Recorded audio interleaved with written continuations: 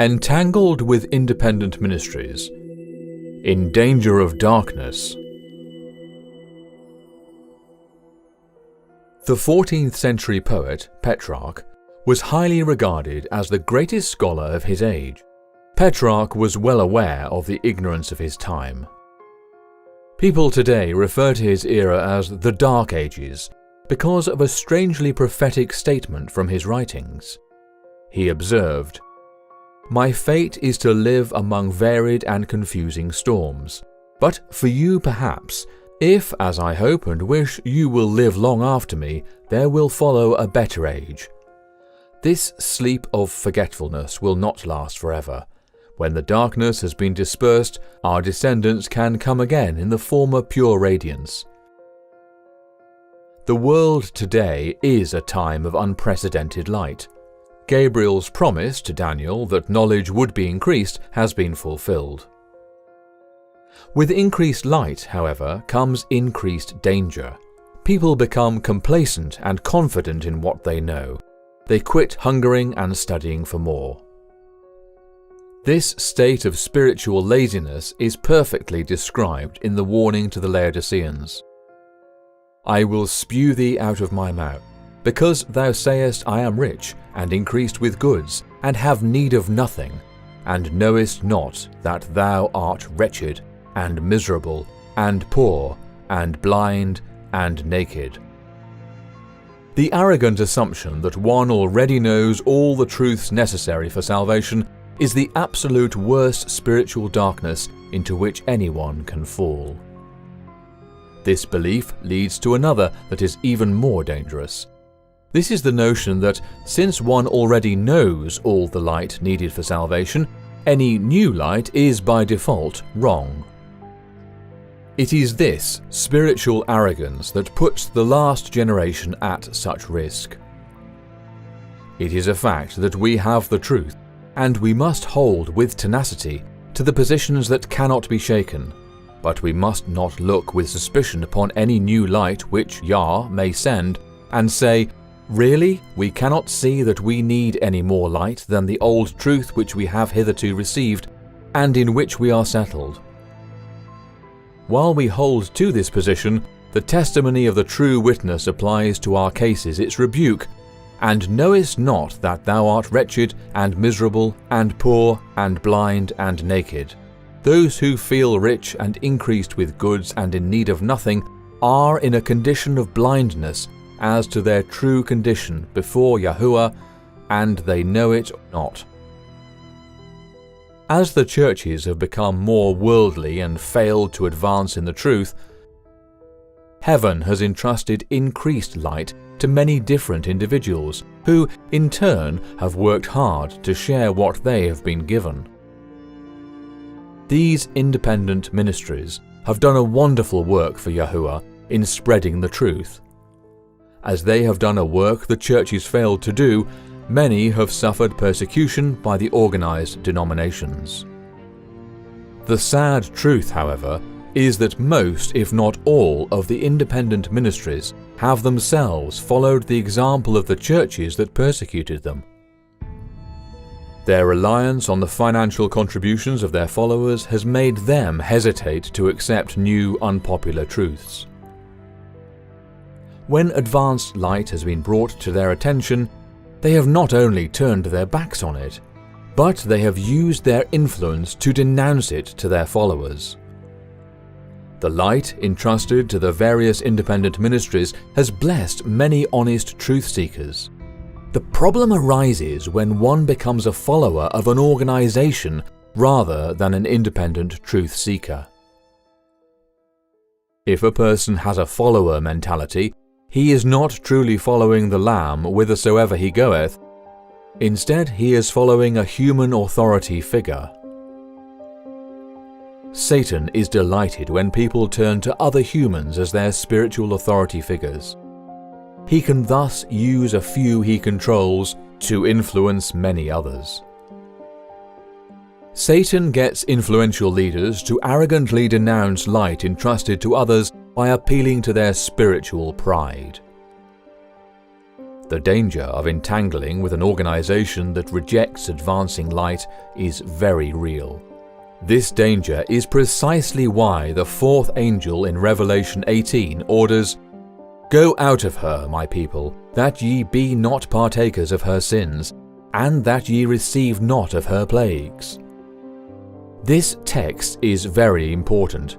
It is typically mistranslated as "come out of her." However, to come is an invitation. It assumes that the organization issuing the invitation is somehow exempt and that one can safely join it.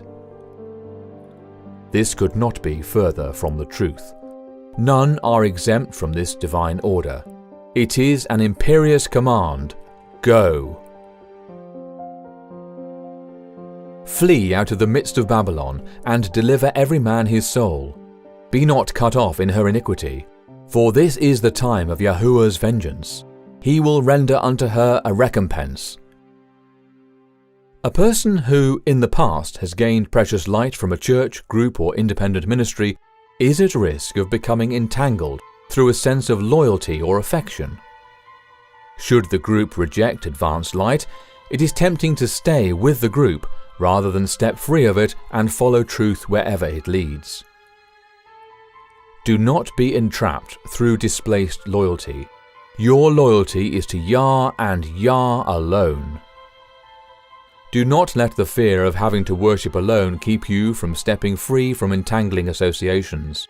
The lack of a group with whom to worship is no excuse to continue to align yourself with any organization or company that is actively rejecting light. It is not appropriate for any truth seeker to worship with any of the fallen churches that constitute Babylon. It is equally inappropriate for believers to entangle themselves with any independent ministry that has taken a bold, determined stance against truth. Even a single ray of light rejected is a warning sign, and most of the independent ministries have rejected several rays of light. Yahuwah's children today are called to stand alone, separate and independent of any organized ministry, group, or denomination. Do not give in to the temptation to follow the leadership of this independent ministry or that spiritual fellowship. It is perfectly natural to want to surround yourself with like-minded believers. It is affirming to worship with those who believe as you do. It is encouraging to read articles that agree with your current beliefs. However, the danger of becoming a follower of an independent ministry is exactly the same danger that exists with being a member of an organized denomination bound by a specific creed. When a leader you respect or an organization from which you have learned truth takes a stance against other truths, it is too easy to follow their example. Never take the word of another human for what is truth and reject other light without studying it out for yourself. Love for truth must take precedence over any desire to belong to a group. Satan uses the desire to belong to instill a fear of separation. This can silence the voice of the Spirit. The very nature of a group creates an us versus them dynamic. Members are taught to accept the beliefs of the majority. Worse still, they are taught to not question. Established organizations, whether they are churches or independent ministries, actively discourage truth-seeking that advances beyond their statement of beliefs. The leaders do not want their authority challenged. Religious leaders frequently seek to keep advanced light away from their followers because they fear loss of influence. This was graphically portrayed in a vision to Ellen White. I saw a number of companies that seemed to be bound together by cords. Many in these companies were in total darkness. Their eyes were directed downward to the earth, and there seemed to be no connection between them and Yahushua. But scattered through these different companies were persons whose countenances looked light and whose eyes were raised to heaven. Beams of light from Yahushua, like rays from the sun, were imparted to them. an angel bade me look carefully, and I saw an angel watching over every one of those who had a ray of light, while evil angels surrounded those who were in darkness. I heard the voice of an angel cry, "Fear Yahuwah, and give glory to him, for the hour of his judgment is come." A glorious light then rested down upon these companies, to enlighten all who would receive it. Some of those who were in darkness received the light and rejoiced. Others resisted the light from heaven, saying that it was sent to lead them astray. The light passed away from them, and they were left in darkness. Those who had received the light from Yahushua joyfully cherished the increase of precious light which was shed upon them.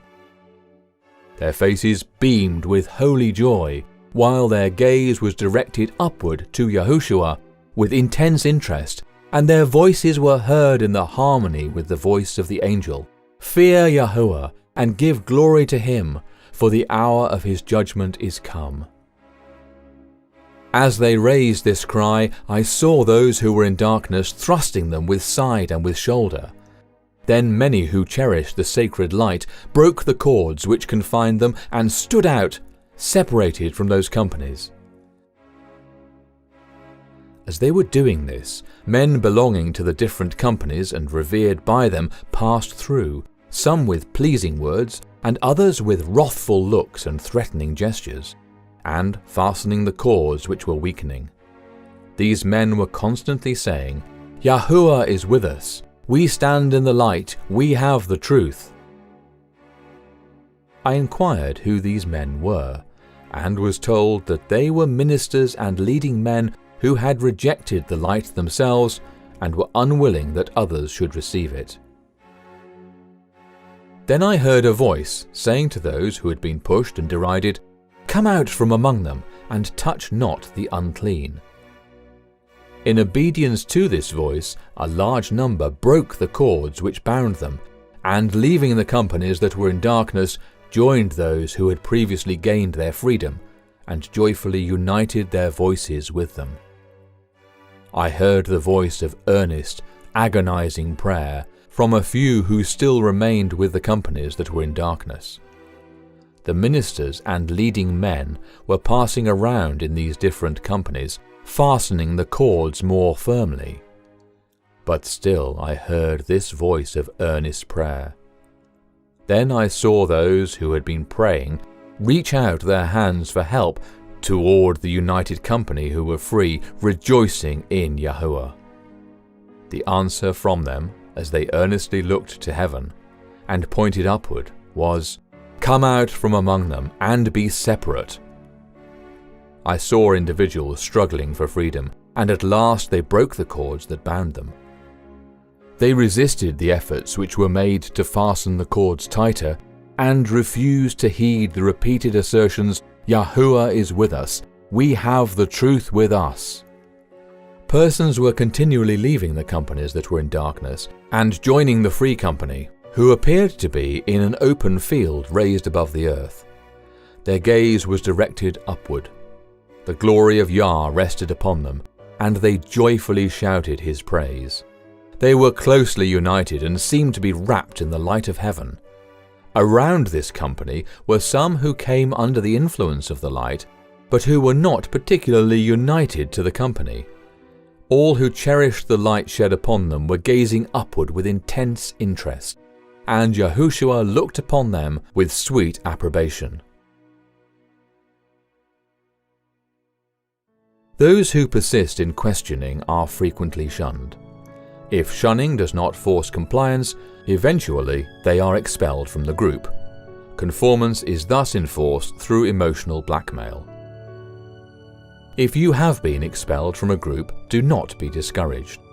Certainly, you can continue to pray for friends and loved ones still deceived, but all of Yahuwah's heroes, all the spiritual giants of the past, have been called to stand alone.